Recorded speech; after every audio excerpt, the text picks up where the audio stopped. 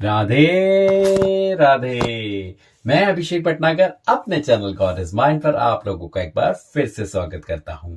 आज हम श्रीमद् भागवत के छठे स्कंद के 14वें अध्याय को सुनने जा रहे हैं, जहां पे हम आपको बताएंगे कि शुकदेव जी का व्रतासुर के पूर्व जन्म की कथा कहना। अब ये व्रतासुर कौन है? ये व्रतासुर को जानने के लिए तो आपको कल के अध्याय को सुनना पड़ेगा, और हो सकता है परसों के अध्याय को भी। वो किस लिए? क्योंकि व्रतासुर वही राक्षस है जिसने देवताओं के राजा इंद्र के साथ युद्ध करने की चेष्टा करी थी, और किस तरीके से राजा इंद्र ने उसको हराया था, और किस तरीके से उसका मन इतना ज्यादा शुद्ध था कि उसने बोला कि यदि आप मुझे हरा देते हैं तो कोई नहीं, मैं वैकुंठ धाम को चला जाऊंगा, और यदि मैं आपको हरा दूंगा तो मैं स्वर्ग का सुख भोग करूंगा। तो मैं तो दोनों ही बातों में खुश हूं, परंतु यदि आप मुझे मार डालते हैं मैं उसमें ज्यादा खुश हूं, क्योंकि मुझे वैकुंठ की प्राप्ति होगी। कितना अच्छा उसका सोच थी। तो वो सोच ऐसी क्यों थी, उसके बारे में हम आपको आज बताएंगे। तो परीक्षित ने इतनी कथा सुनकर पूछा, हे शुकदेव स्वामी, साधु व वैष्णव परमेश्वर के भक्त होते हैं। व्रतासुर दैत्य को जिसने त्वष्टा ने क्रोध से उत्पन्न किया था, यह तुम्हें मरते समय किस तरह ऐसा ज्ञान हुआ था? शुकदेव जी बोले कि हे राजन, जिस कारण व्रतासुर को अंत समय ज्ञान उत्पन्न हुआ उसकी कथा हम कहते हैं, सुनो। पूर्व जन्म में व्रतासुर चित्रकेतु नामक 7 द्वीपों का राजा था और धर्म के साथ प्रजा का पालन करता था। छोटे बड़े सब लोग उस राज्य में अपने कर्म व धर्म से रहकर मगन थे। राजा चित्रकेतु के 1 करोड़ स्त्रियां थीं, किंतु उसके कोई पुत्र ना हुआ, इसलिए वह 8 पहर सोच में रहता था। एक दिन अंगिरा ऋषिवर अपनी इच्छा से राज मंदिर पर आए। राजा ने बड़े आदर व सम्मान से बैठाकर उनका पूजन किया। जब ऋषिवर ने उनको उदास देखकर पूछा कि तुम इतने बड़े धर्मात्मा व प्रतापी राजा होकर मलिन रूप क्यों दिखलाई देते हो, तब राजा ने हाथ जोड़कर विनय किया कि महाराज, तुम्हारे आशीर्वाद से सब सुख मुझे है, पर संतान न उत्पन्न होने से दुखी रहता हूँ। जिस तरह कोई भूखे प्यासे मनुष्य के शरीर में चंदन आदि लगाए तो सुगंध सूंघने से उसकी भूख प्यास नहीं जाती, उसी तरह पुत्र के बिना यह 7 द्वीपों का राज्य व सुख मुझे अच्छा नहीं लगता। जैसे आप दयालु होकर यहाँ आए हैं, वैसे ही मेरी यह चिंता भी दूर कीजिए। यह बात सुनकर ऋषिवर बोले कि हे राजन, तुम्हारे भाग्य में संतान नहीं लिखी है, तुम किस वास्ते इतना सोच करते हो? हम भवसागर पार उतरने का उपाय बतलाते हैं, तुम परमेश्वर का भजन करो जिसमें तुम्हारी मुक्ति हो। राजा बोला, महाराज, पुत्र के बिना मुझे ज्ञान व ज्ञान ध्यान अच्छा नहीं लगता। अंगिरा ऋषिवर ने पुत्र की अति अभिलाषा देखकर उससे कहा कि हे राजन, जो तुम ऐसा हट करते हो तो तुम्हारे एक ऐसा पुत्र होगा, किंतु उसके होने पर पहले तो तुम्हें बड़ा हर्ष होगा, पर पीछे से बहा दुख पाओगे। राजा ने कहा कि महाराज, एक बेर मुझे बेटे का सुख तो दिखला दीजिए, फिर जो चाहे सो हो। यह बात सुनकर अंगिरा ऋषिवर ने पुत्र होने के वास्ते राजा से यज्ञ कराया, और पूर्णाहुति देकर जो कुछ साकल्य बचा वह प्रसाद राजा को देकर कहा, इसे तू अपनी रानी एक रानी को खिला दे। जैसे ही राजा ने वह साकल्य अपनी बड़ी रानी कृतधुति को खिलाया, वैसे ही हरी इच्छा से रानी की गर्भ रह गया और 10वें महीने पुत्र उत्पन्न हुआ। राजा ने बड़े हर्ष से 6 अरब गौ विधि पूर्वक ब्राह्मणों को दान दिया, और सब छोटे बड़ों को मुंह मांगा द्रव्यादिक देकर इस तरह प्रसन्न किया कि जैसे श्रावण भादों में पानी बरसने से प्रजा को सुख होता है। चित्रकेतु को उस बालक से इतनी प्रीति हुई कि उसके प्रेम में वह दिन रात बड़ी रानी के मंदिर में पुत्र के पास ही रहने लगा।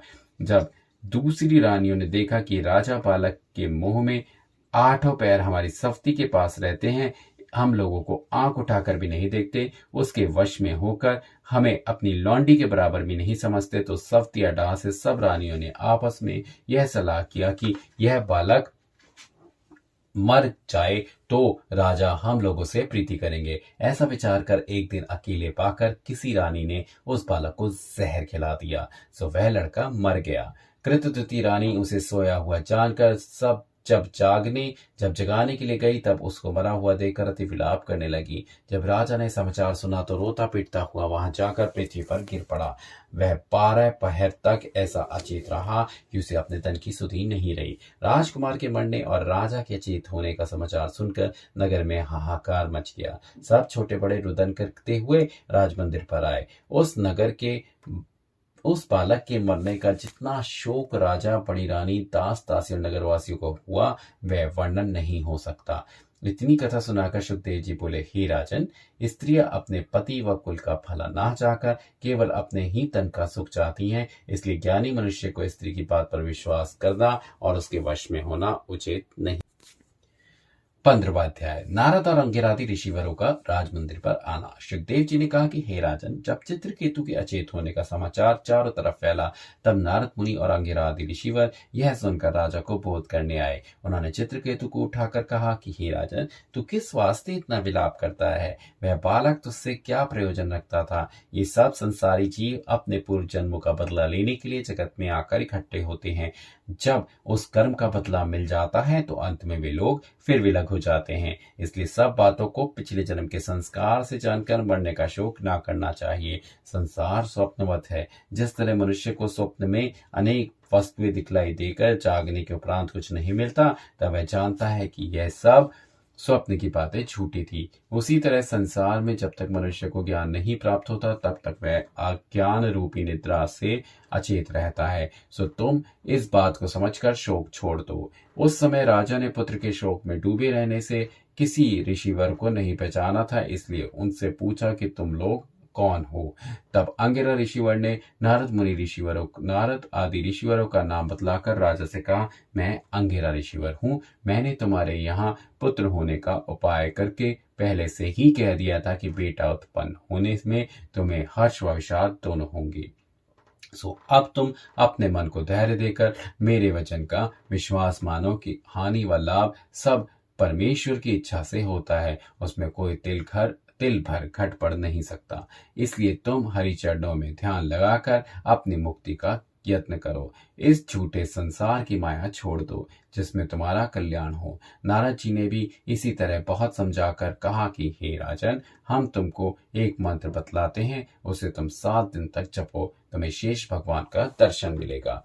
16वां अध्याय। नारद मुनि के उपदेश से राजा चित्रकेतु को ज्ञान प्राप्त होना। सुखदेव जी बोले, हे परीक्षित, राजा चित्रकेतु बड़ी रानी समेत उस बालक के शोक में ऐसा व्याकुल था कि ऋषिवर के समझाने पर भी उसका शोक नहीं गया। तब उसने आंख खोलकर अंगिरा और नारद मुनि को पहचाना। तब उनके चरण अपने आंसुओं से धोकर विनय पूर्वक कहा, महाराज, एक बार किसी तरह उस बालक को जिला दो तो मुझे धैर्य हो। यह वचन सुनते ही नारद मुनि ने अपने योग बल से उस बालक के जीवात्मा को बुलाकर आकाश में खड़ा कर दिया और राजा व रानी के सम्मुख उसने कहा कि तुम अपने शरीर में आकर माता पिता का शोक दूर करके इन्हें सुख दो और 7 द्वीपों का राज्य करो।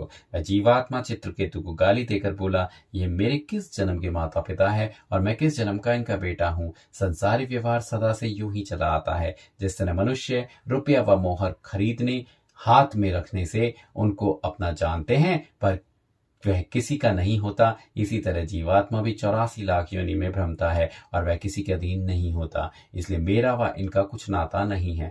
पूर्व जन्म में मैं और चित्रकेतु दोनों मनुष्य राजा होकर आपस में लड़ते थे। जब मैं अपनी सेना कट जाने से भरभंड के वन में जाकर छिपा, तब उसने वहां जाकर मेरा सिर काट लिया था। इसी कारण इस जन्म में मैंने पुत्र होकर इसे दुख दिया। ये सब रानियां पिछले जन्म में 1 करोड़ चिंटियां होकर एक मांद में रहती थी। हमने दांतोन करते समय उनके बिल में पानी गिरा दिया, सो वे सब मर गईं। इसी कारण इन्होंने इस जन्म में मुझे विष देकर अपना बदला लिया। इसी तरह सब जीव संसार में जन्म लेकर एक दूसरे से अपना बदला लेते हैं। ऐसा कहकर वह जीवात्मा चला गया और यह बातें सुनकर राजा व रानी का शोक छूट गया। उन्होंने कहा कि मनुष्य तन में जन्म पाकर सुकर्म करना चाहिए। यह पुत्र मेरा शत्रु था, इसके मरने का अब कुछ शोक नहीं है। राजा की दूसरी स्त्री जिसने उस बालक को विष दिया था, यह हाल देखकर बहुत पछताई और नारद जी व अंगिरा ऋषिवर से पूछकर शास्त्रानुसार प्रायश्चित किया। राजा चित्रकेतु उसी समय घर व राज्य छोड़कर वन को इस तरह चला गया जिस तरह चहले में फंसा हुआ हाथी निकलकर चला जाए।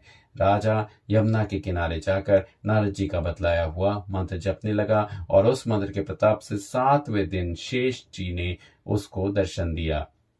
राजा ने शेष जी को दंडवत करके विधि पूर्वक उनकी पूजा व स्तुति की। शेष भगवान ने प्रसन्न होकर चित्रकेतु को उसी तन में विद्याधरों का राजा बना दिया और ऐसा वरदान दिया कि सदा तुझे हरि चरणों में भक्ति बनी रहे। एक दिव्य विमान क्षण भर में सब जगह पहुंचने वाला, उसे देखकर शेष जी अंतर्ध्यान हो गए। चित्रकेतु विद्याधर होकर राजा होकर अपनी स्त्री समेत विमान पर बैठकर सैर किया करता था। तो इस तरह समाप्त होता है आज का अध्याय। तो हमने आज के अध्याय से क्या सीखा? हमने यह सीखा कि हमारे आसपास जितने भी लोग हैं, जितने भी हमारे रिश्तेदार हैं, जितने भी हमारे नातेदार हैं, कभी ना कभी यानी पिछले जन्मों में हमारा और उनका कोई ना कोई नाता तो जरूर था। मैंने एक बार आप लोगों को बताया था कि हम सब अपने कार्मिक अकाउंट के या कार्मिक खाते को पूरा करने के लिए इस संसार में जन्म लेते हैं।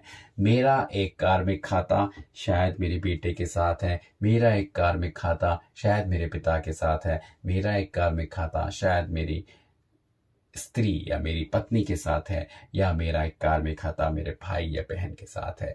तो ये सब कार्मिक खाते खत्म करने के लिए ही हम आते हैं और संसार में जन्म लेते हैं। इसलिए सब कार्मिक खातों को खत्म करते चलना चाहिए, कुछ भी अपने पास तक नहीं रखना चाहिए। यह बहुत जरूरी है कि आप अच्छा जीवन जिए और अपने सारे खातों को खत्म करते चले जाएं। जैसे खत्म कैसे करना होता है?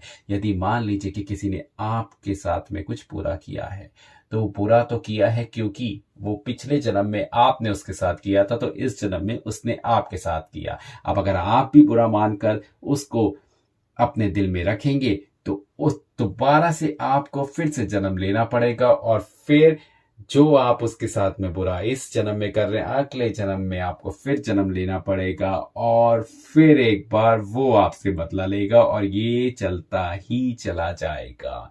तो इसीलिए कार्मिक खातों को बंद करते चलें। जिसने भी यदि आपके साथ कुछ गलत किया उसे माफ करते चलें और अपने खाते को क्लोज कर दें, ताकि कम से कम एक खाता आपका बंद हो जाता है तो उसकी वजह से आपको उस दोबारा जन्म नहीं लेना पड़ेगा।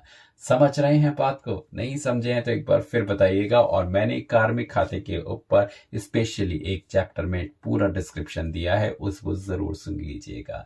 तो चलते करते हैं आज के दिन की शुरुआत एक बार फिर राधे राधे के नाम के साथ।